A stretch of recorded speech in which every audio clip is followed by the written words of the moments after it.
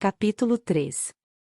Uma chuvinha renitente açoita as folhas da mangueira que ensombra o fundo do meu quintal, a água empapa o chão, mole como terra de cemitério, qualquer. Coisa desagradável persegue-me sem se fixar claramente no meu espírito. Sinto-me aborrecido, aperreado. Debaixo da chuva azucrinante, espécie de neblina pegajosa, a mangueira do quintal e as roseiras da casa vizinha estão quase invisíveis. Emendo um artigo que Pimentel me pediu, artigo feito contra a vontade, só para não descontentar Pimentel. Felizmente a ideia do livro que me persegue às vezes dias e dias desapareceu. Penso em Mestre Domingos, no velho Trajano, em meu pai. Não sei por que mexi com eles, tão remotos, diluídos em tantos anos de separação. Não tem nenhuma relação com as pessoas e as coisas que me cercam. Releio com desgosto o artigo que vou dar a Pimentel. Os defuntos antigos me importunam. Deve ser por causa da chuva. Nos meses compridos daqueles invernos de serra muitas vezes fiquei tardes inteiras sentado à porta da nossa casa na vila, olhando a rua que desaparecia debaixo de um lençol branco de água em pó. Os chuviscos entravam pela sala, os móveis e a roupa da gente pareciam cobrir-se de pontinhas de alfinetes. De tempos a tempos um vulto embuçado passava na calçada. O velho Acrício, de cachimbo na boca, chegava à janela para conversar com meu pai. Não entrava, dava umas notícias, esfregando as mãos, aguentando aqueles pinguinhos que não molhavam, apenas lhe umedeciam o capote e o cachenê de lã vermelha. Agora a chuva é um pouco diferente, o nevoeiro menos denso. De longe em longe a água bate no telhado com força, depois continua a peneira que oculta o jardim da casa vizinha. Se Marina tivesse a ideia de se banhar ali àquela hora da tarde, eu não lhe veria o corpo. Talvez visse apenas uma sombra, como acontece no cinema, quando se apresentam mulheres nuas. Este pensamento esquisito, Marina despida, arrepiada, coberta de carocinhos, bole comigo durante alguns minutos. Gostava de me lavar assim quando era menino. A trovoada ainda roncava no céu, e já me preparava. Às vezes a preparação durava 3 dias. O trovão rolava por este mundo, os relâmpagos sucediam-se com fúria.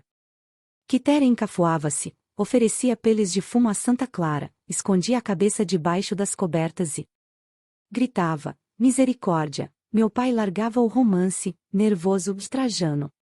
Pereira de Aquino Cavalcante Silva chamava-se a Germana, que tinha morrido.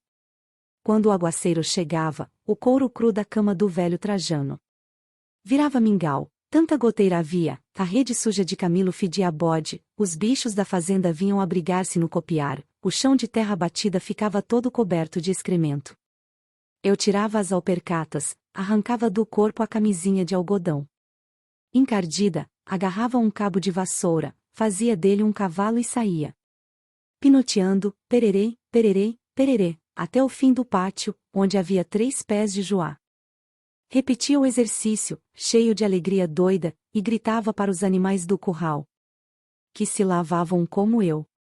Fatigado, saltava no lombo do cavalo de fábrica, velho e lazarento, galopava até o Ipanema e caía no Poço da Pedra. As cobras tomavam banho com a gente, mas dentro da água não mordiam. O Poço da Pedra era uma piscina enorme. Antes de entrar nela, o Ipanema tinha 2 metros de largura e arrastava-se debaixo dos garranchos de algumas quixadeiras sem folhas. Quando eu ainda não sabia nadar, meu pai me levava para ali, segurava-me um braço e atirava-me num lugar fundo. Puxava-me para cima e deixava-me respirar um instante. Em seguida repetia a tortura. Com o correr do tempo aprendi natação com os bichos e livrei-me disso. Mais tarde, na escola de mestre Antônio Justino, li a história de um pintor e de um cachorro que morria afogado. Pois para mim era no Poço da Pedra que se dava o desastre. Sempre imaginei o pintor com a cara de Camilo Pereira da Silva, e o cachorro parecia-se comigo. Se eu pudesse fazer o mesmo com Marina, afogá-la devagar, trazendo-a para a superfície quando ela estivesse perdendo o fôlego, prolongar o suplício um dia inteiro. Debaixo da chuva, a mangueira do quintal está toda branca. O papagaio na cozinha bate as asas, sacudindo os salpicos que vêm da biqueira. Afago pelo macio do meu gato mourisco, que dorme enroscado numa cadeira. As ideias ruins desaparecem. Marina desaparece. Ponho-me a vagabundear em pensamento pela vila distante, entro na igreja.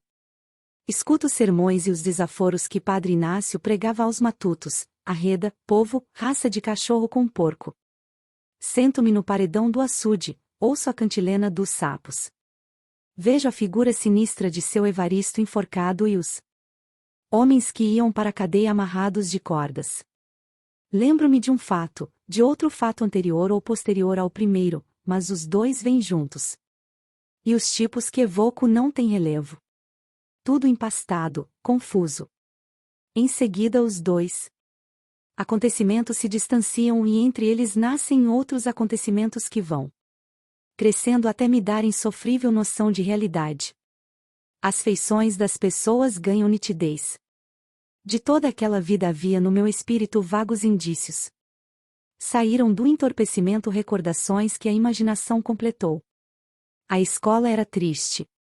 Mas, durante as lições, em pé, de braços cruzados, escutando as emboanças de mestre Antônio Justino, eu via, no outro lado da rua, uma casa que tinha sempre a porta escancarada mostrando a sala, o corredor e o quintal cheio de roseiras.